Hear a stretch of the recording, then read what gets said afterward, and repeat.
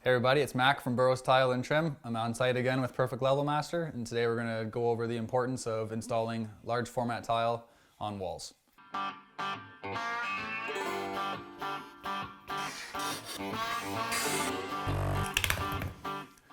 So the first part in installing large format tiles is always your prep. You want to make sure your prep's nice and flat.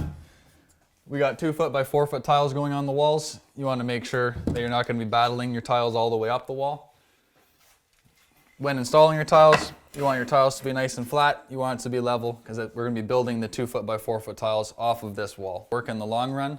As long as your prep's flat, your tile installation should go smoothly.